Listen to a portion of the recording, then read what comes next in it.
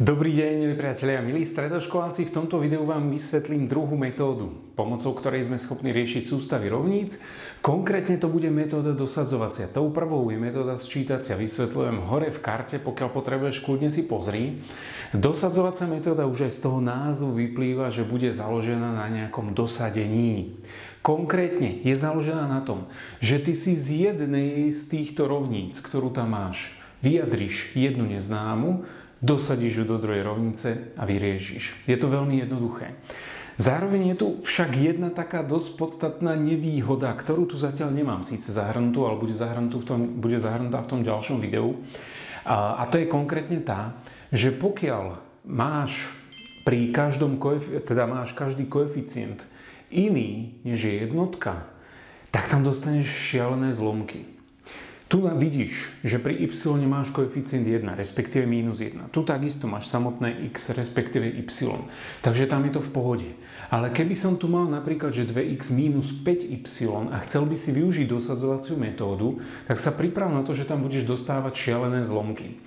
No, nič sa nedeje, hej, jednoducho budeš len pracovať so zlomkami. Ja to potom aj v tom ďalšom videu ukážem, akým spôsobom by som mal potom riešiť takú sústavu rovníc, kde nebudem mať len takýto koeficient, že buď plus alebo minus 1. Teraz, keď sa na to pozriem, no tak najjednoduchšie je, odkiaľ viem tú neznámu vyjadriť, tak aby som tam nemal zlomky, tak je z prvej rovnice y.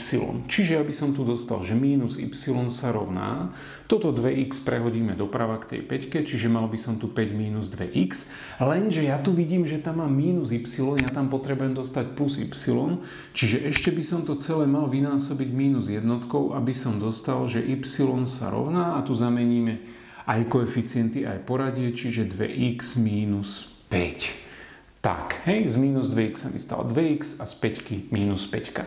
A teraz toto y vezmem a dosadím ho na miesto tohoto. Čiže už budem mať len jednu rovnicu. Tu prvú už si nevšímam. Tu som si tu vyjadril, pracujem s druhou. Čiže 4x minus 3 krát dosadím vyjadrené y, čiže 2x minus 5 rovná sa 8.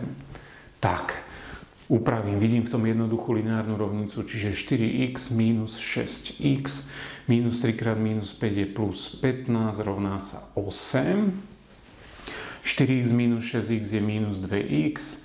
15 prehodíme doprava, čiže budem tu mať 8 minus 15 je minus 7 a pokiaľ to vydelíme minus 2, tak x sa rovná 7 polovica, alebo teda 3,5. Vyšiel zlomok, nevadí. No teraz jedna taká výhoda tej dosadzovacej metódy, že keď už mám to x vypočítané, tak jeho priamo môžem dosadiť do tohoto vyjadrenia a vypočítam si y.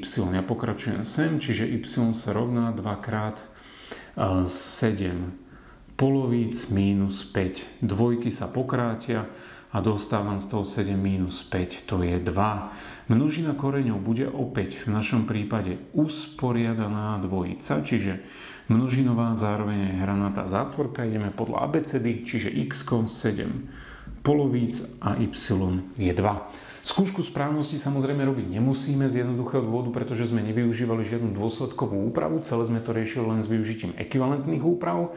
Samozrejme, pokiaľ chceš, tak si kľudne môžeš spraviť skúšku správnosti. Množina koreňov je usporiadaná dvojica 7 polovíc a 2. Táto druhá, tu máš samozrejme viacero možností, akým ju môžeš riešiť. Buď by si z prvej rovnice vyjadril y, z druhej rovnice vyjadril x, alebo z druhej rovnice vyjadril y. Je to úplne na tebe. Ja tu v tom už po rokoch praxe to najjednoduchšie, čo vidím, tak je z druhej rovnice si vyjadriť x, čiže x sa rovná. Toto minus y presuniem na pravú stranu, nulu si všímať nemusím a viem, že x sa rovná y. Vezmem a dosadím do prvej rovnice, čiže namiesto x píšem y, mal by som tu 3y plus y sa rovná 4. Tu máme 4y, že sa rovná 4. Pokiaľ toto už štvorkou, nemusím dávať ani zátvorku, vydelíme, tak y sa rovná 1. Automaticky aj x sa musí rovnať 1, pokiaľ sa x rovná y.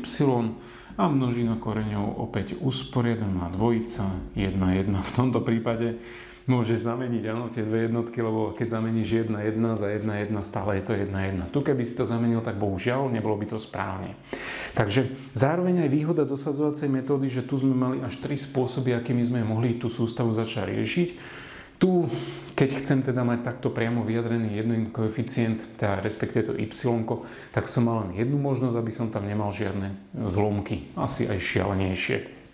No ale my si určite ukážeme aj taký príkladík, kde budú tie spomínané zlomky a to bude hneď v nasledujúcom videu. Pokiaľ chceš vedieť, kedy vyjde, tak sa pozri na môj Instagram alebo Facebook matikár.sk. V pláne videí uvidíš, bude sa to volať asi ako takto, tu bude, že príklad 1. A pokiaľ chceš, aby ti to video uniklo, ušlo, tak klikni na odber, príde ti aj nejaké upozornenie. Ďakujem vám za pozornosť, vidíme sa pri ďalších videách. Ahojte.